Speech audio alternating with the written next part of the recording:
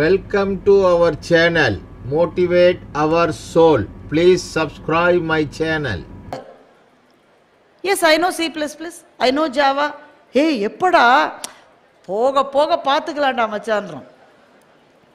எல்லாவற்றையும் விட மிக அதிக நடிப்பு அரங்கேறுகிற இடம் எது என்பதை நான் சொல்லி நீங்கள் தெரிந்து கொள்ள வேண்டாம். காதலிக்கும் போது சொல்லுகிற பொய்களை எல்லாம் நீங்கள் அச்சடித்தால் இந்த புத்தக கண்காட்சி போறவே போறாது. என்னை ஒரு முறை பார்த்தாய், இதயத்துக்குள் முள் தைத்தது, முள்ளை முள்ளால் தானே எடுக்க வேண்டும், எங்கே இன்னொரு முறை பார். உன்னுடைய பாதம் பதிந்த இடத்தில் நான் சாதம் போட்டு சாப்பிடுவேன்னு ஒருத்தன் கவிதை எழுதினான். தட்டு கூட வாங்க லாயகில் அது ஃபேமிலியா சாமின்னு அந்த பொண்ணு கேட்குது.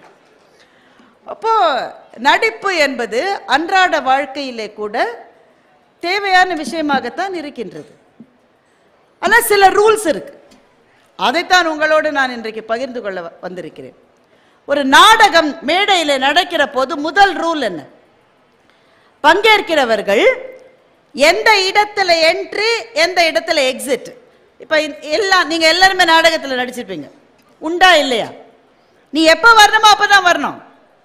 நீ 7வது காட்சியில் வரணும்னா 7வது காட்சியில் தான் உள்ளே வரணும். அதெல்லாம் கிடையாது, எங்கள் அம்மா என்னை பார்க்க வந்திருக்காங்க, முதல் காட்சியில் வந்து ஓரமாக நிற்கிற கூடாது.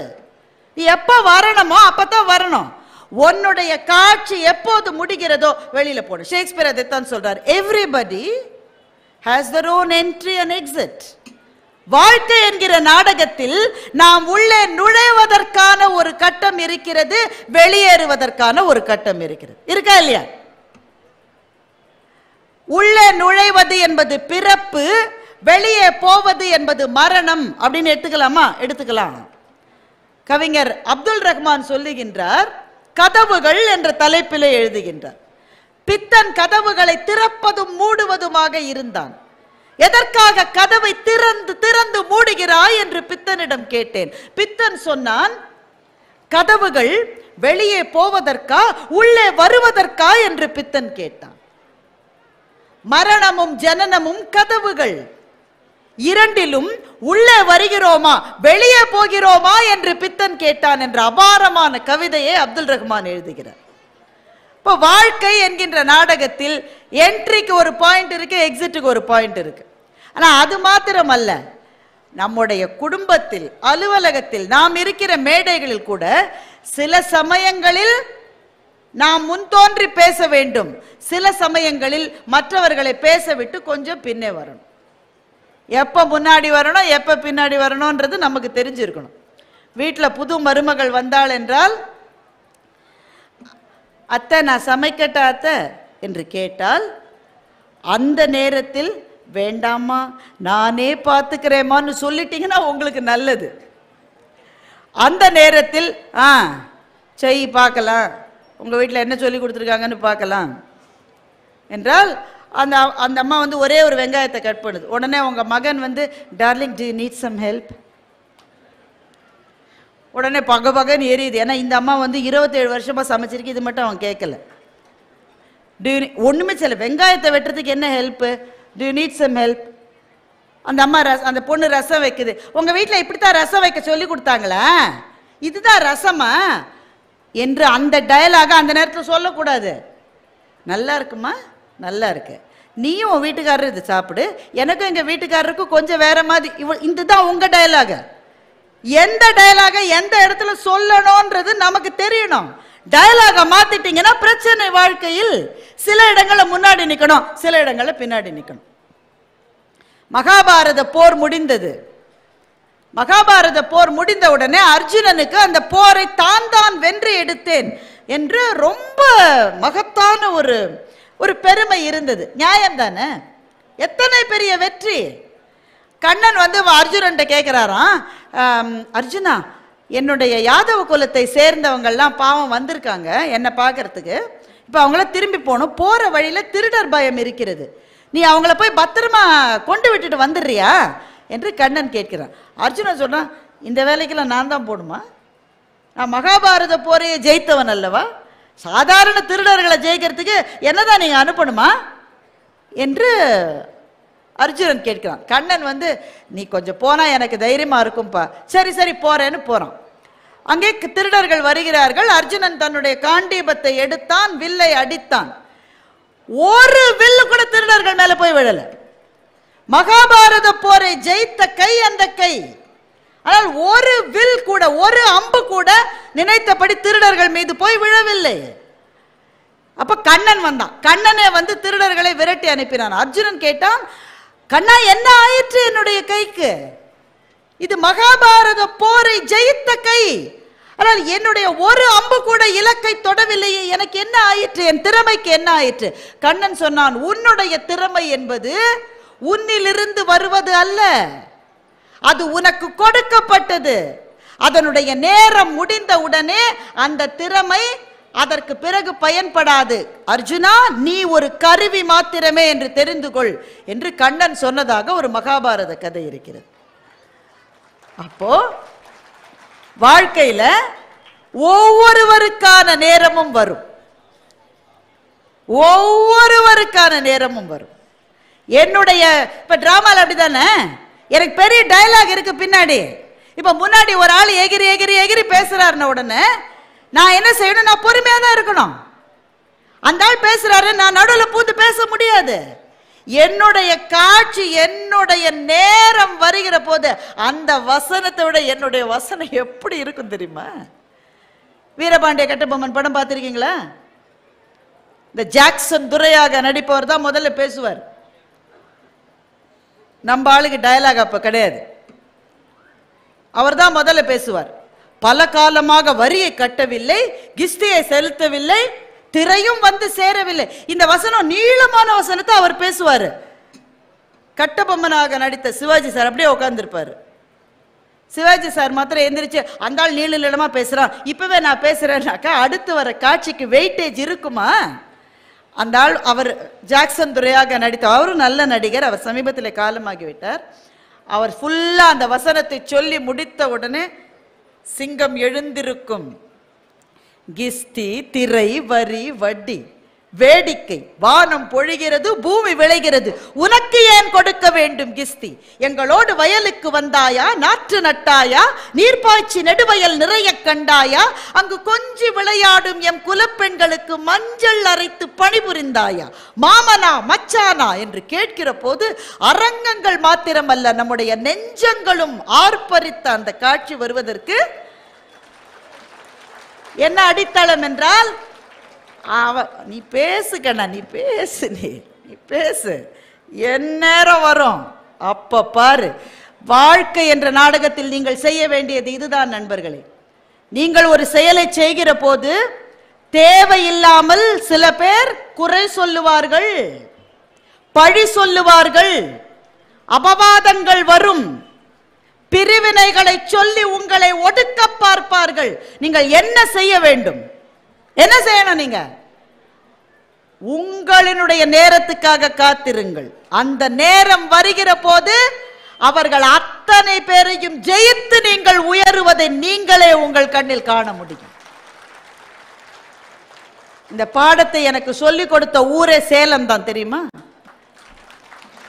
இந்த பாடத்தை எனக்கு சொல்லிக் கொடுத்த ஊர் சேலம். இந்த சேலத்திலே சேலம் ராமசாமி முதலியார் என்று ஒருவர் இருந்தார்.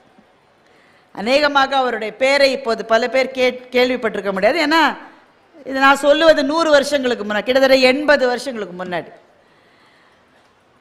தமிழ் தாத்தா உவேசா அவர் சீவக சிந்தாமணி என்கின்ற அந்த பழைய இலக்கியத்தை பதிப்பித்ததற்கே சேலம் ராமசாமி அவர்கள் தான் காரணம். சேலம் ராமசாமி முதலியாரை உவேசா போய் சந்திக்கிறார். அப்போ உவேசாவிடம் சேலம் ராமசாமி முதலியார் கேட்கிறார், நீங்க பழைய தமிழ் நூல்கள்லாம் படிச்சிருக்கீங்களா? இவர் உவேசா, ஓ நிறைய படித்திருக்கிறேனே. என்ன படித்திருக்கீங்க? அந்த கலம்பகம், இந்த அந்த அது இது கம்பராமாயணம். கம்பராமாயணம் தான் இருக்கிறதுலே பழைய நூல். அப்போ கம்பராமாயணம் 12ஆம் நூற்றாண்டில் வந்தது. கம்பராமாயணம் கூட படித்திருக்கீங்க? கம்பராமாயணத்துக்கு முன்னாடி வந்த நூட்களை படித்திருக்கிறீர்களா? இல்லையே, படித்ததே இல்லையே.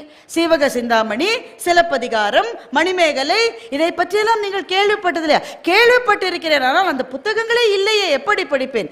இல்லை என்றால் தேடி கண்டுபிடியுங்கள் என்று சொன்னவர் சேலம் ராமசாமி முதலியார். வெறும் வாய்ச்சொல் இல்ல, சொல்றது ரொம்ப ஈஸி. அதை செய் இதை செய். உதவி யார் செய்யறது? அவர்தான் உதவி செய்தார். பல பேரினுடைய உதவியால் ஊவேசா சீவக சிந்தாமணி என்கின்ற அந்த பழைய சுவடிகளை தேடி சேர்ப்பித்தார். நண்பர்களே, இது எளிதான வேலை அல்ல. சுவடியில பாதி தான் இருக்கும், பாதி எலி தின்னு இருக்கும். கால் சுவடி இருக்கும், மீதியை கரையான் அரிச்சிருக்கும். 2 சுவடி ஒரே பாடலோட இருக்கும். ஒரு சுவடியில வேற மாதிரி இருக்கும், இந்த சுவடியில வேற மாதிரி இருக்கும். ரெண்டுத்தையும் ஒப்பிட்டு எது சரியானது என்று தேர்வு செய்து இப்படி உழைத்து உழைத்து உழைத்து அரும்பாடுபட்டு சீவக சிந்தாமணியை பதிப்பித்து விட்டார். அது வந்த பிறகுதான் நாம் இன்றைக்கு சொல்லுகின்றோம், எங்கள் தமிழ் எத்தனை தொன்மையானது தெரியுமா என்று சான்றோடு இன்றைக்கு நாம் சொல்லிக் கொண்டிருக்கின்றோம். இந்த நடந்த முடிந்த பிறகு ஊவேசா அவர்கள் மீது பலவிதமான குற்றச்சாட்டுகள் வந்தது. பெரும் குற்றச்சாட்டு சமணர் காவியம் இல்லையா சீவக சிந்தாமணி, சமண காவியத்தை நீங்கள் ஏன் எழுதுகிறீர்கள் என்று ஒரு குற்றச்சாட்டு. நிறைய குற்றச்சாட்டுகள் வந்த உடனே ஊவேசாவுக்கு இதுக்கெல்லாம் பதில் சொல்லணும்னு சொல்லிட்டு நீளமா ஒரு லெட்டர் எழுதினார். பெரிய கடிதம் ஒன்று. ஒவ்வொரு பாயிண்ட்டுக்கும் பதில் எழுதி எழுதி ஒரு 20 பக்கம் பதில் எழுதிட்டு ராமசாமி முதலியார் அவர்களை போய் சந்தித்து, இந்த மறுப்பை நான் கொடுக்க போகிறேன், நீங்க ஒரு தடவை படிச்சு பார்த்துருங்க, இந்த மறுப்பு சரியானது தானே. அவர் முழுக்க படிச்சு பார்த்தாரு, ஃபுல்லா கிழிச்சு குப்பை தொட்டில் போட்டார். இப்ப மாதிரியா கம்ப்யூட்டர்ல இன்னொரு காப்பி எடுக்கலான்றதுக்கு கஷ்டப்பட்டு எழுதியிருக்காரு சார். என்னங்க கிழிச்சு போட்டுட்டீங்க? 20 பக்கம் நான் கஷ்டப்பட்டு மறுப்பு எழுதியிருக்கேன். உன் வேலை மறுப்பு சொல்லுவதல்ல.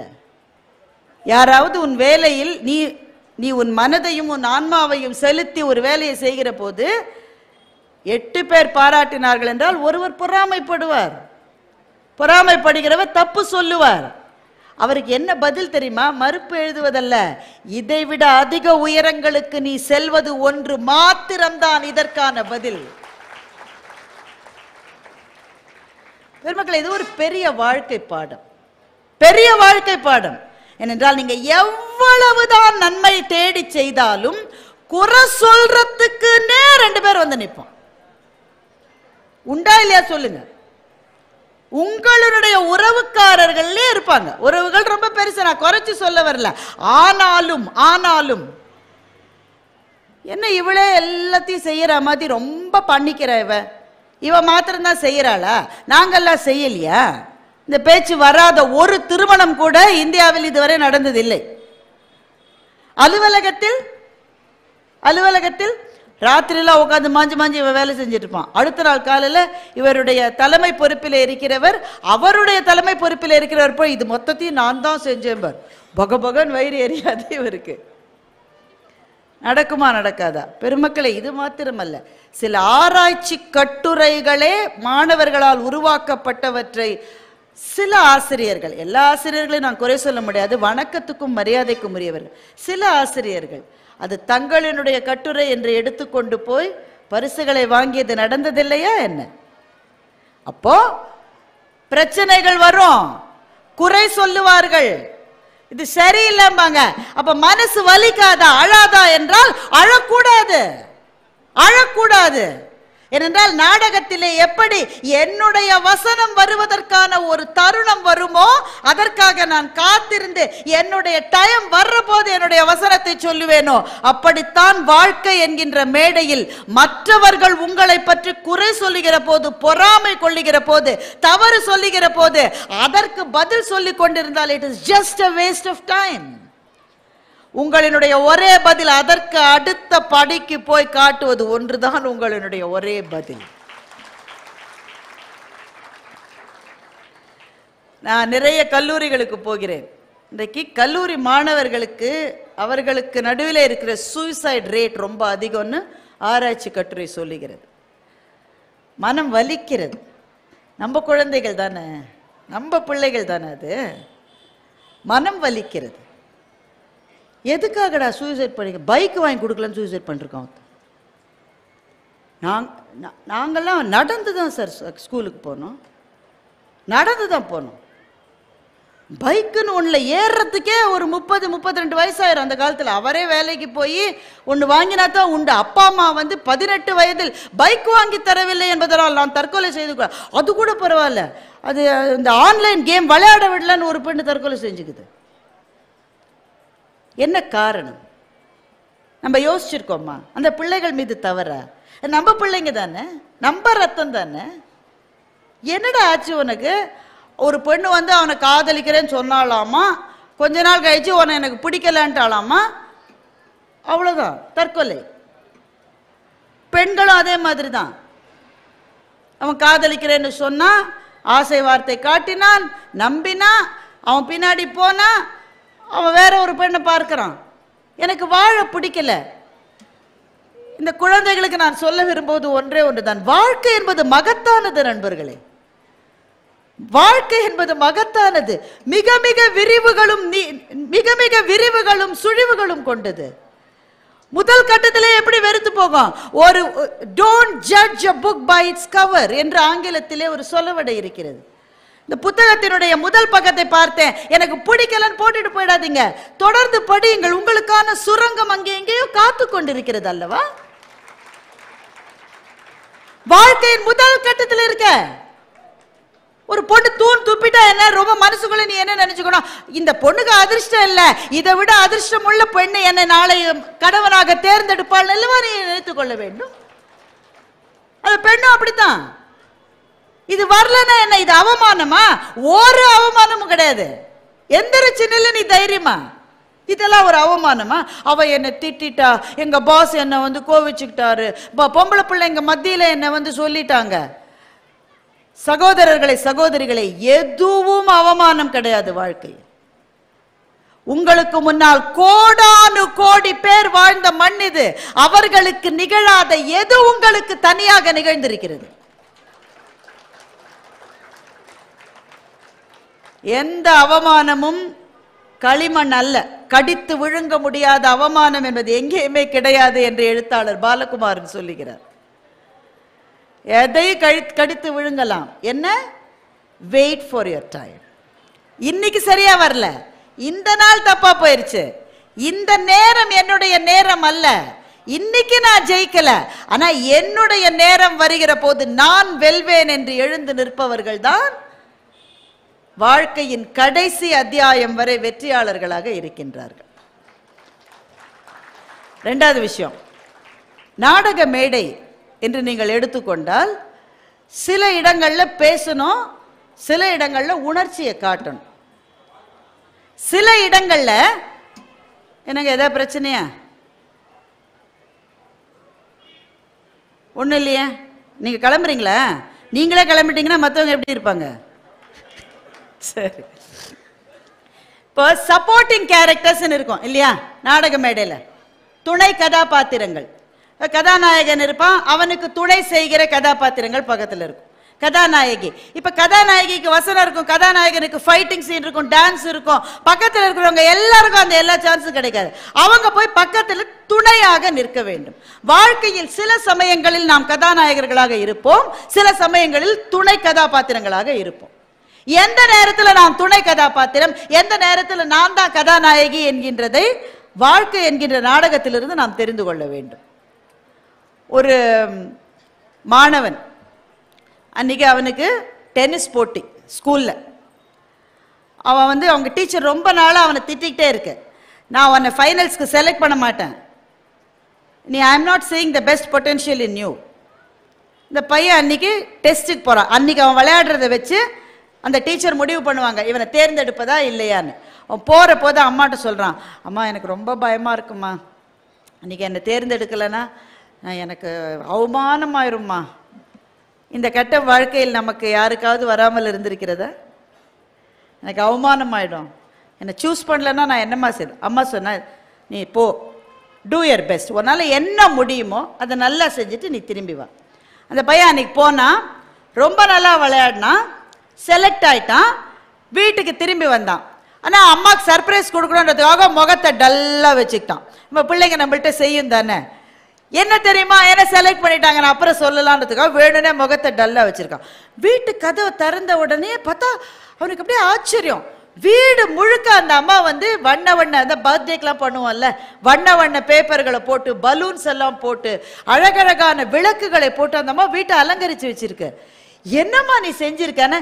இது பாருன்னு காமிக்கிறாங்க. ஒரு அழகான இதில் ஒரு கேக் வச்சுருக்காங்க அந்த அம்மா.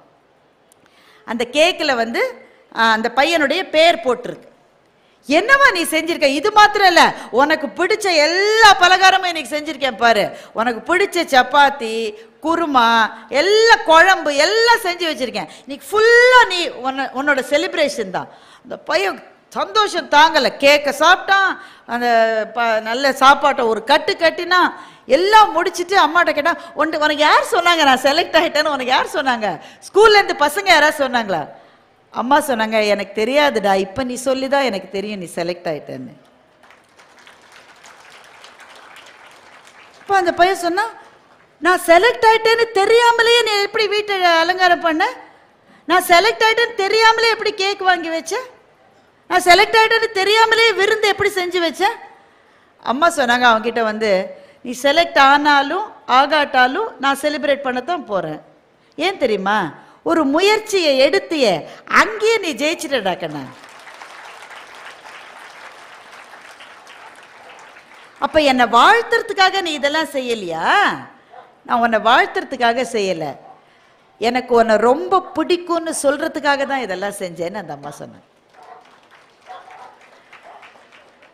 சகோதர சகோதரிகளே, நம்முடைய வீட்டில் நம்மோடு இருப்பவர்கள், அது மனைவியா இருக்கலாம், கணவனா இருக்கலாம், குழந்தைகளா இருக்கலாம், உங்க அக்கா தங்கையா இருக்கலாம், அண்ணன் தம்பியா இருக்கலாம், அம்மா அப்பாவா இருக்கலாம், மாமியார் மாமனாரா இருக்கலாம், நெருங்கிய சொந்தங்கள். அவர்களுக்கு வாழ்க்கையில ஒரு முக்கியமான கட்டம் வருகிற போது நம்ம இத்தனை பேர் இதை போல பக்கத்தில் துணை கதாபாத்திரமாக நிற்கிறோம். அன்னைக்கு நான் ஹீரோ இல்லை, அன்னைக்கு நான் ஹீரோயின் இல்லை, எங்க அம்மா இல்ல எங்க அப்பா எங்க வீட்டுக்காரர் அவங்க தான்.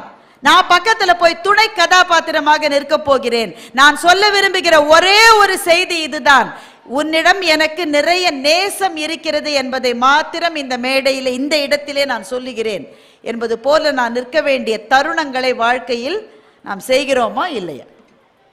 நம்மை பார்த்து நாமே கேட்டுக்கொள்ள வேண்டிய கேள்வி, எத்தனை மனைவிகள் அல்லது எத்தனை கணவர்கள் தங்கள் வாழ்க்கை துணைவியே அல்லது துணைவரை மற்றவர்கள் முன்னால் குறைத்து பேசுகிறார்கள் உங்களுக்கு தெரியுமா? இருக்கா இல்லையா? நடக்குதா நடக்கலையா? எத்தனை பெற்றோர்கள் மற்றவர்கள் முன்னால் தங்கள் பிள்ளைகளை குறைத்து பேசுகிறார்கள்? கிழிச்சான். எங்க அக்கா பையன் கோபி இருக்கான் பாரு, பையன்னா அவன் பையன், இதுவும் இருக்கே பாரு, தண்டம் எனக்கு வந்து பிறந்திருக்கு. அந்த பிஞ்சு மனம் வெளியே சிரிக்கிற மாதிரி தான் இருப்பான், அவன் காமிச்சிக்க மாட்டான் அவன். ஆனா மனசுக்குள்ளே சுருங்கி போகும். உங்க பிள்ளை அவ்வளவு மார்க் வாங்கலையா, நீங்க நினைச்ச மாதிரி ஜெயிக்கலையா, மற்றவர்கள் மத்தியில் எங்க பையன் இருக்கான் பாருங்க, எங்க குமார் இருக்கான் பாருங்க, அவனை மாதிரி ஒரு அருமையான பையன் கிடைக்கவே கிடைக்காதுங்க. ரொம்ப மரியாதையான பையன், ரொம்ப நல்ல பையன் என்று ஒரு முறை சொல்லி பாருங்களேன். எழுத்தாளர் ஜெயமோகன் இதை பற்றி எழுதுகிறார். எழுத்தாளர் ஜெயமோகனுடைய மகன் அஜித்தனுக்கு கற்றல் குறைபாடு இருந்தது. அதாவது அந்த டிஸ்லெக்ஸியா, எழுதுவதிலே அவனுக்கு பிரச்சனைகள் இருந்தது. பள்ளியிலே ஆசிரியர்கள் தொடர்ந்து அடித்தார்கள், தொடர்ந்து கோபித்தார்கள், வீட்லையும் அப்பா அம்மா திட்டினாங்க. ஒரு நாள் ஜெயமோகன் அவர்களுக்கு கழுத்து வலி, அதுக்குன்னு ஒரு தைலம் வாங்கிட்டு வந்தாரு. தரையில கவுந்து படுத்துக்கிட்டு தன்னுடைய மகனை கூப்பிட்டு, இதை தடவி விடுறா, எனக்கு கழுத்து வலி. பையன் வந்து தடவி விட்டான். தடவினா, என்ன ஏன்பா தடவி விட சொன்ன, அம்மாவை தடவி விட சொல்லலாம் தானே. அப்பா அவருடைய மனைவி அங்கே வராங்க, ஜெயன் என்கிட்ட சொல்லியிருக்கலாம் தானே, நான் தடவி விட்டுருப்பேன்னு. அப்போ ஜெயமோகன் சும்மா சிரிச்சுக்கிட்டே சொன்னார், அந்த டப்பாவில் போட்டிருக்கு, உங்களுக்கு ரொம்ப பிடித்தவர்கள் தடவி விட்டால் தான் சரியாகும் என்று அந்த டப்பாவில் போட்டிருக்கு, அதனால தான் அஜித்தனை நான் தடவி விட சொன்னேன். சொன்னோன்னா அந்த அடுத்த நிமிடம் அவருடைய முதுகின் மீது 2 கண்ணீர் துளிகள் சொட்டின. பதறி எழுதிக்கிட்டு, ஏன்டா அழறான? அப்பா உங்களுக்கு என்ன பிடிக்குமா என்று அந்த மகன் கேட்டான். ஏன்டா அப்படி கேட்குற, என் உயிரை நீதானடா, எல்லாரும் என்னை திட்டுறீங்க நான் சரியா படிக்கலன்னு, ஆனால் நான் நினைச்சேன் யாருக்குமே என்னை பிடிக்காதுன்னு நினைச்சேன். அன்றைக்கு ஜெயமோகன் முடிவு செய்தார், நீ படிச்சு முடிக்கிற மட்டும்டா, இனி ஒரு நாள் கூட நீ மார்க் என்ன ஏது கம்மியா வாங்கினா நான் கேட்க மாட்டேன், இது இனிமேல் உன்னுடைய கடமை, மகனே நீ ஜெயிப்பா என்ற நம்பிக்கை எனக்கு உண்டு, அது போதும் என்று ஜெயமோகன் சொன்னார். உண்மையிலேயே இன்றைக்கு அஜித்தன் அவனும் ஒரு கதாசிரியனாக அந்த குழந்தை வளர்ந்து நிற்கிறான் என்றால் பெற்றோர்களுக்கான ஒரே ஒரு விஷயம், பிள்ளைகள் மீது நாம் நம்பிக்கை வைக்க வேண்டும். நம்முடைய உலகமே அவர்கள் தான். நம்முடைய வாழ்வின் விதைக்களம் அவர்கள்தான். அவர்கள் மீது நம்பிக்கை வைக்காமல் யார் மீது நம்பிக்கை வைப்பது? நம்பிக்கை இல்லாம மனசுல பயம் இருந்தா கூட அவங்க கண்களை பார்த்து நீ ஒன்னால முடியும், நீ நல்ல பையன், நீ எந்த தப்பு செய்ய மாட்ட என்று சொல்லி பாருங்கள். அவர்களினுடைய வாழ்க்கையை அவர்களே சீரமைத்துக் கொள்ளுவார்கள். வாழ்க்கை என்ற நாடகத்தில் சில சமயம் துணை கதாபாத்திரங்களாக நமக்கு பிடித்தவர்கள் பக்கத்தில் நின்று அவர்கள் கைகளை பிடித்துக் கொள்வதே நமக்கு நிம்மதியை தருகின்ற ஒரு செயலாக இருக்கு. நிறைய ஆண்கள் இருக்கீங்க, உங்களுடைய மனைவிகளை நீங்கள் திருமணம் செய்து கொண்ட புதிதில் அல்லது திருமணத்துக்கு முன்னால் அவங்கள பார்க்கணும்னு எப்படிலாம் துடிச்சிருப்பீங்க. இப்போனா பிள்ளைகளுக்கு ஒரு கஷ்டமும் இல்லை. ஏன்னா நிச்சயதார்த்தம் ஆன உடனே கேன்சல் பண்ணிடுது. நிச்சயதார்த்தம் ஆன உடனே, கல்யாணம் ஆகி டைவர்ஸ் ஆகிறது வேற விஷயம், நிச்சயதார்த்தம் ஆன உடனே கேன்சல் பண்ணிடுது. ஏம்மானா அவரோட நான் 12 நாள் பேசினேன், அந்த ஆள் எதுக்குமே லாய்க்கு இல்லைங்க. திருமணமாய் 10 வருஷம் பேச வேண்டியதை திருமணத்துக்கு முன்னாடி 12 நாள் எல்லாம் பேசிருச்சு. அது எதுக்குமே லாயக்கு இல்லைன்னு சொல்லுது. அது அல்ல, நமக்கு அந்த வாய்ப்பெல்லாம் கிடையாது இல்ல. அப்ப எவ்வளவு ஆர்வம் இருந்திருக்கும். ஒரு வார்த்தை பேச மாட்டாளா? ஏய் ஒரு வார்த்தை சொல்லு பிள்ளை, ஏய் ஒரு வார்த்தை சொல்லு பிள்ளை, எல்லாரும் பாக்குறாங்க, இப்போ ஒண்ணு சொல்லாதீங்க. இப்படிதானே அன்றைக்கு இருந்தது திருமணமான புதிதில். அந்த உறவு இப்படிதானே இருந்தது. பேசு பேசு பேசு பேசுன்னு கெஞ்சின மனைவி திருமணமாயி ஒரு 15 வருஷம் ஆச்சுன்னு வைங்க. தாயே நீ கொஞ்சம் வாய மூடுறிய, இந்த பாரு உங்க அம்மா ஆரம்பிச்சுட்டா இனிமே இந்த வீட்டில் யாருமே பேச முடியாது. நான் கேட்டேன், ஏன் சார் பேசு பேசு பேசு அன்னைக்கு சொன்னீங்களா, அது என்ன ஆச்சு? அது அப்போ, அது போன வாரம் வடிவேல் சொல்லுவார். அது அப்போ அப்போ அந்த திருமணமான அந்த மாப்பிள்ளை உட்காந்துருப்பாரு, சும்மா பேப்பர் படிக்கிற மாதிரி ஒரு பாவனை. அந்த திருமணம் அப்போதான் முடிச்சு அந்த பெண்ணு பின்னாடி நடந்து போகும், அதோடைய கொலுசு சத்தம் அவரோட காதில் கேட்கும். அதுவே ஒரு பரவசமாக இருக்கும். இப்போ திருமணமாகி 12-13 வருஷம் ஆச்சு, 15 வருஷம் ஆச்சு. அந்த அம்மா இப்போவும் கொலுசு போட்டிருக்கு. அந்த சத்தத்தை கேட்ட ஞாபகமாக இருக்கு அவங்களுக்கு. இந்த 2 வளையல் போடுற போது, சமையல் உள்ள வேலை செய்கிற போது 2 வளையலும் ஒன்றோடு ஒன்று மோதிக்கொள்ளும், சில்லிங் சில்லிங் சில்லிங்னு. அந்த சத்தமே பரவசமாக இருந்த காலம். இப்போ கணவர்களை மாத்திரம் நான் கேட்கல, மனைவிகளையும் சேர்த்து தான் கேட்கிறேன். அவர் தெருவிலே வருகிற போது செருப்பு சத்தத்தை வைத்து அவர்தான் வருகிறார் என்று தெரிந்து கொண்டு வாசலுக்கு ஓடி வந்த காலங்கள் இப்போது எங்கே போயிற்று? வரும் வரும், வந்தா இங்க வராம எங்க போகுது?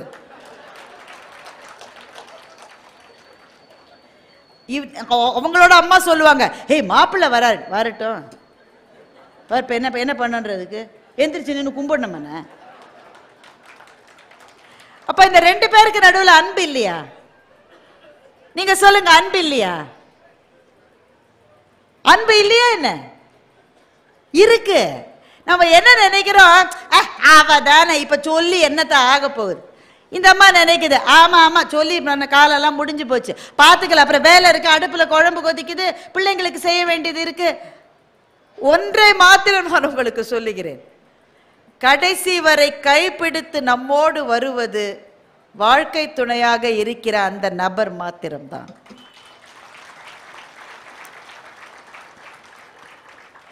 சண்டைலாம் இருக்கும், சண்டை இல்லாம இருந்தா வாழ்க்கையாது.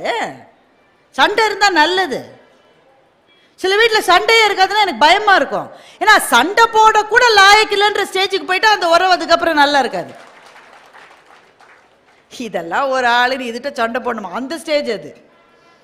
இங்க சண்டை போட்டா ரொம்ப நல்லது. சண்டைக்கு பிறகு வர சமாதானம் போல் இனிப்பான பதார்த்தம் இந்த உலகத்தில் எதுவுமே கிடையாது. நல்லா சண்டை போடுங்க, ஆனா பேசுறத நிறுத்திடாதீங்க. தொடர்பு இன்மை என்பதுதான் உறவுகளில் இருக்கிற ஆகப்பெரிய ஆபத்து. அப்போ என்ன நடக்கிறது என்றால், ஒரு கட்டம் வரையில் பிள்ளைகளை பற்றி கொண்டு வாழ்கிற வாழ்க்கையாக இருக்கிறது. ஒருத்தருக்கு ஒருத்தர் பேசிப்பதே பிள்ளைகள் மூலமா. அவரை கேளுடா, அவர் சாப்பிட வராரா இல்லையான்னு கேட்டு சொல்லு. ஏம்மா நீயே கேளம்மா, கேட்டு சொல்லு. ஏப்பா சாப்பிட்ட வரியா? ஆமா ஆமா, இவ சமைச்சு வச்சதுக்கு நான் வந்து வேற சாப்பிடணுமாக்கும். இப்படி பிள்ளைகள் மூலமாவே டிஸ்கஷன் நடக்கும். திடீர்னு அந்த பையன் கிளம்பி படிக்கிறதுக்கு எங்கேயா போயிடுவான், இல்ல கல்யாணம் ஆகி வேற வீட்டுக்கு போயிடும் அந்த பொண்ணு. இப்போ 2 பேருக்கு நடுவில் ஒரு வெற்றிடம் இருக்கிறது இல்ல, ரொம்ப பெருசா தெரியாது. அல்ல, வாழ்க்கையில் எல்லாரும் பிஸியாக இருக்கும். பல ஊர்களுக்கு போக வேண்டியிருக்கு, ஆஃபீஸில் வேலை ரொம்ப அதிகமாக இருக்கு, பிஸ்னஸ் ரொம்ப கஷ்டமாக இருக்கு, காவல்துறை அதிகாரிகள் இருக்கிறார்கள், நிற்பதற்கு நேரம் இல்லை. அங்கே ஓடணும், இங்கே ஓடணும், அந்த பந்தோபஸ்து, இது இங்கே கலவரம், அங்கே எல்லாருமே பிஸியாக இருக்காங்க. எவ்வளவு பிஸியாக இருந்தாலும் வாழ்க்கையில் ரெண்டு விஷயங்களுக்கான நேரம் வேண்டும். ஒன்று, take care of your own health. Sir, இங்கே ஆண்கள் இருக்கீங்க, உங்கள் மனைவிக்கு என்ன சார் நல்ல கிஃப்ட் கொடுத்துருக்கீங்க? இது மட்டும் என்ன சார் கிஃப்ட் கொடுத்துருக்கீங்க? பட்டுப்பாடை வாங்கி கொடுத்துருப்பீங்க. அதுக்கே பல பேர் தலையாட்ட மாட்டேன்றாங்க. என்னங்க இது அநியாயம்? நகை வசதி இருக்கிறவங்க வாங்கி கொடுத்துருப்பீங்க. அந்த அம்மாவுக்கு ரொம்ப பிடிக்கும், ஒரு கடையில் பிரியாணி பிடிக்கும், கூட்டிகிட்டு போய் வாங்கி கொடுத்துருப்பீங்க. அந்த அம்மாவுக்கு 60வது பிறந்த நாள் வந்தது, உங்கள் அம்மாவுக்கு படம் வாங்கி கொடுன்னு காசு கொடுத்துருப்பீங்க. இதெல்லாம் கிஃப்ட் தானே? இதெல்லாம் விட பெரிய கிஃப்ட் ஒன்று நீங்கள் கொடுக்கணும். அது என்ன நான் இப்போ சொல்கிறேன். உங்களினுடைய ஆரோக்கியம்தான் உங்கள் மனைவிக்கு நீங்கள் கொடுக்கிற மிகப்பெரிய பரிசு. பெண்களுக்கும் அதே தான். உங்கள் கணவர்களுக்கு நீங்கள் கிஃப்ட் கொடுத்துருக்கீங்களா இல்லையான்னு தெரியாது, பிடிச்சதை சமையல் பண்ணி போட்டிருப்பீங்க. அந்த ஆளு மாத்திரம் நான் காரக்குழம்பு வச்சா 2 நாள் வச்சு தின்னும்னு சொல்லி வச்சிருப்பீங்க. இதெல்லாம் கிஃப்ட் தானே? உங்கள் அப்பா பையன் வந்து எகிரி பேசினா அம்மா வந்து சொல்லும், அவரை எதிர்த்து பேசுகிற வேலையெல்லாம் வச்சுக்காத, வாய மூடு அப்படின்னு அந்த அம்மா சொன்னா அதுவே ஒரு கிஃப்ட் அந்த கணவருக்கு. பையன் முன்னாடி அவருடைய மானத்தை மீட்டெடுத்த கிஃப்ட். இதெல்லாம் நல்ல கிஃப்ட் தான். இதை விட பெரிய கிஃப்ட் ஒன்று நீங்கள் அவருக்கு கொடுக்கணும். It is nothing but your own health. மனைவியினுடைய ஆரோக்கியத்தை விட கணவருக்கு பெரிய பரிசு எதுவுமே இல்லை என்பதை என்னுடைய வாழ்க்கையிலிருந்து தான் நான் தெரிந்து கொண்டேன். ஒரு கட்டத்தில் அந்த கூட்டிலே இருக்கிற குஞ்சு பறவைகள் பறக்கும். அதுதான் வாழ்க்கையின் விதி, அதுதான் இயல்பு. நாடகத்தில் நீங்க பார்த்துக்கிட்டே இருந்தீங்கன்னா ஒவ்வொரு கேரக்டரும் போயிட்டே இருக்கும். திடீர்னு 2 கேரக்டர், கடைசி கேரக்டர் தான் நிற்கும். ஆலம் விழுதுகள் போல் உறவு 1000 வந்தும் என்ன, வேறென நீ இருந்தாய், அதில் நான் வீழ்ந்து விடாதிருந்தேன் என்று கண்ணதாசன் எழுதினாரு. அப்படி ஒருவர் கையை ஒருவர் பிடித்து கொண்டு நிறைவு வரை பயணம் செய்கிற உறவு என்பது வாழ்க்கை துணை ஒன்றுதான். அதனால மற்றவர்கள் முன்னால குற்றம் சொல்லாதீங்க. தனியாக கூப்பிட்டு நாயே பேயெல்லாம் திட்டுறோம் தானே, அதை நீங்க வந்து திட்டிக்கலாம். மற்றவர்கள் முன்னால் குற்றம் சொல்லாதீர்கள். அவர்களுக்கு இல்லாத நிறைகள் கூட அவர்களிடம் இருப்பதாக சொல்லுங்கள். ஏனென்றால் நாம் சொல்லாவிட்டால் பாவம் யாருங்க சொல்ல போறாங்க? நம்பவே வெளியுலகம் கொடுமையானதாக இருக்கிறது அல்லவா? வெளியுலகம் கொடுமையானது. அலுவலகங்கள்ல பலவிதமான பிரச்சனைகள். வீட்டுக்குள்ள வந்து ஒருத்தருக்கு ஒருவர் இப்படிதான், இந்த அக்செப்ட் பண்ணிக்கோ, நிறை குறைகள் இருக்கும், அதை அப்படிதான், அவ்வளவுதான், அவ கத்துவா, என்ன செய்யறது, அப்படிதான் அவ என்று வாங்கிக் கொள்ளுகிற மனப்பான்மை வந்துவிட்டால் வாழ்க்கை என்ற நாடகத்தில் நீங்கள் தான் ஜெயிப்பீர்கள் நண்பர்கள். நிறைவாக நான் இப்படி சொல்லுகின்றேன். கடவுள் அமைத்து வைத்த மேடை இணைக்கும் கல்யாண மாலை, இன்னார்க்கு இன்னார் என்று எழுதி வைத்தானே தேவன் அன்று என்று கண்ணதாசன் எழுதினார். இன்னார்க்கு இன்னார் என்று எழுதி வைக்கிற ஒரு விதி இருப்பதாக நான் நம்புகிறேன். வாழ்க்கை என்பது எழுதப்பட்ட ஒரு விதியின்படி நாம் செய்கின்ற பயணம். இந்த பயணத்தின் நிறைவில் எனக்கு என்ன கிடைக்கும் என்று எனக்கு தெரியாது, அது கடவுளினுடைய முடிவு. ஆனால் பயணம் செய்கிற பாதையை மகிழ்ச்சியானதாக மாற்றிக்கொள்வது முழுக்க முழுக்க என் கையில் இருக்கிறதே தவிர வேறு யார் கையிலும் இல்லை. நாம் செய்கிற பிரச்சனை என்னவென்றால் பயணத்தின் நிறைவில் என்ன கிடைக்கும் ஆன்னு ஓடிக்கிட்டு பாதையில் இருக்கிற அழகுகளை பார்க்கவே மறந்து விடுகின்றோம். எனவே பாதையில் இருக்கிற அழகுகளை பார்ப்போம். வாழ்க்கை என்ற நாடகத்தில் நாம் தோன்றுகிற காட்சிகளில் நாம் ஜெயிப்போம் என்ற தன்னம்பிக்கையோடு இந்த வாழ்க்கையை நடத்துவோம். அன்றாடம் நம்மை மலரச் செய்கிற ஒரே ஒரு வழக்கமாக புத்தகத்தை படிப்போம். உங்க எல்லாருக்கும் ஒரு வேண்டுகோளை வைத்துவிட்டு நான் விடைபெறுகின்றேன். நம்ம எல்லாரும் ஒருவரை ஒருவர் சந்தித்துக் கொள்ளும் போது ஸ்டாண்டர்டா சில கேள்வியை கேட்போம். அது தமாஷா சொல்லுவாங்க, 2 பஞ்சாபிக்காரங்க 2 பெண்கள், பஞ்சாபி பெண்கள் 2 பேர் பார்த்தாங்கன்னா உங்க வீட்டில் துணி துவைச்சாச்சான்னு கேட்டுப்பாங்களாம். அதுதான் முதல் கேள்வியா இருக்குமா, துணி துவைச்சிட்டிங்களா வீட்டில்? நாம பெரும்பாலும் என்ன கேட்போம்? சாப்பிட்டாச்சா? சாப்பிட்டாச்சா? இதுதான் நம்ம கேள்வி. ஏன்னா நம்ம விருந்தோம்பல் பண்பு அப்படிப்பட்டது. சாப்பிட்டாச்சா? அம்மா எப்படி இருக்காங்க? வீட்டில் எல்லாரும் நலமா? பொங்கலுக்கு என்ன துணியெல்லாம் எப்படி எடுக்க? இந்த மாதிரி பல கேள்விகள் வச்சிருக்கோம். ஏய், PS1 பார்த்துட்டியா? வெந்து தணிந்தது காடு பார்த்தியா இல்லையா? சிப்பு எப்படி இருக்காருன்ற பல கேள்விகள் இருக்கிறது. இன்றிலிருந்து சேலத்து நண்பர்கள் ஒருவரை சந்திக்கிற போது என்ன புத்தகம் படிச்சுட்டு இருக்க என்ற கேள்வியை கேட்கிற ஒரு புது கலாச்சார வழக்கத்தை ஆரம்பிப்போம். ஏனென்றால் எந்த ஊரிலும் நான் கண்டிராதபடி 4 நாட்கள் புத்தக கண்காட்சியை எக்ஸ்டெண்ட் பண்ண வைத்திருக்கிற மகத்தான புத்தக கலாச்சாரம் இங்கே இருக்கிறது என்றால், சாப்பிட்டியா, நல்லா இருக்கியா எல்லாம் கேட்கலாம். அதோடு கூடவே சேர்த்து என்ன புத்தகம் படிச்சுட்டு இருக்க இந்த கேள்விக்கு பதில் சொல்ல முடியாமல் திணறுகிறவர்களாக நம்மில் பல பேர் இருக்கிறோம். புத்தகமா? போன வாரம் ஏதோ ஒருத்தன் என்னவோ ஒன்று கொடுத்தான். இது ஒரு புத்தகமா? இது ஏதோ ஒருத்தன் என்னவோன்றது புத்தகமா? இல்லைப்பா, நான் இந்த புத்தகத்தை படிச்சுக்கிட்டு இருக்கேன், கஷ்டமா தான் இருக்கு, இருந்தாலும் ஒரு மாதிரி படிச்சு ஒரு மாசத்துல முடிச்சிருவேன் என்று பதில் சொல்லுகின்ற ஒரு தலைமுறையை நாம் உருவாக்குவோம். ஒரே ஒரு காரணம் தான். இந்த மாதிரி ரொம்ப வந்து இது பேச கூப்பிட்டதுக்கு நம்ம எல்லாருக்கும் இவ்வளோ பெரிய சிரமத்தை கொடுத்துட்டு போயிடுச்சுன்னு நினைக்காதீங்க. ஒரே ஒரு காரணம் தான். உங்கள் பிள்ளைகள் செல்லை விட்டு புத்தகத்தை எடுக்க வேண்டும் என்று நீங்கள் விரும்பினால் நீங்கள் என்ன செய்ய வேண்டும் தெரியுமா? நம்ம சொல்றோம்ல, எந்நேரம் அதுலயே இருக்கியே, அல்ல என்னதான் இருக்கு அப்படி கேட்கிறோம்ல. அவர்கள் செல்லை விட்டு புத்தகத்தை எடுக்க வேண்டும் என்றால் அப்பா அம்மாக்கள் படிப்பதை அவர்கள் பார்க்க வேண்டும். அப்போதுதான் அவர்கள் புத்தகத்தை படிக்க ஆரம்பிப்பார்கள்.